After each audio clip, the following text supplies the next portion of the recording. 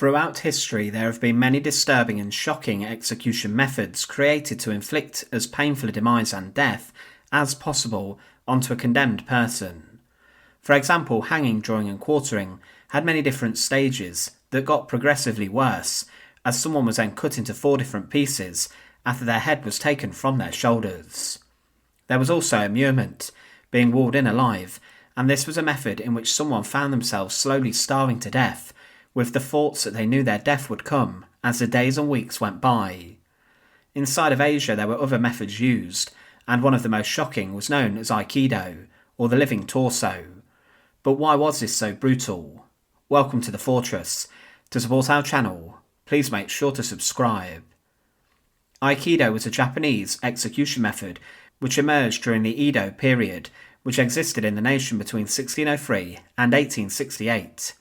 It was reserved for the most serious of criminals, and was used as a method of testing swords and ensuring that they were sharp enough to be used, so in theory the condemned was a test subject who would be slaughtered throughout the experiment. This was also shockingly performed on the dead posthumously, but as an execution method on the living, it was shocking. Before the execution of Ikido was being carried out, a mound of dirt was piled up on an execution area or site, and then the condemned would be led out, and they would be forced to lay face down, with their stomach lying on top of the mound of dirt. Some kind of person then offered a piece of mercy by giving them a blindfold, which would be of little use, as the condemned would not see much. The condemned was then approached by 2 executioners armed with sharp swords, and they struck down onto their victim with their weapons, one blade striking down onto the neck of the victim, and the second blade smashing into the torso. The result of this was that the head of the condemned was taken clean off, and they were also cut into 2, their legs being separated from their torso.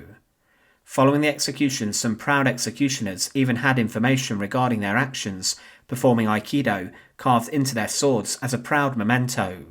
But this was also performed on everyday people, and it was not just high-profile prisoners and condemned people who were subjected to Aikido. The Japanese utilised different methods of execution throughout history, including lynching or death by 1,000 cuts, but Aikido is a forgotten method which is certainly one of the roughest and most brutal in history. Thanks for watching. To support our channel, please make sure to subscribe, and once again, thank you so much for watching.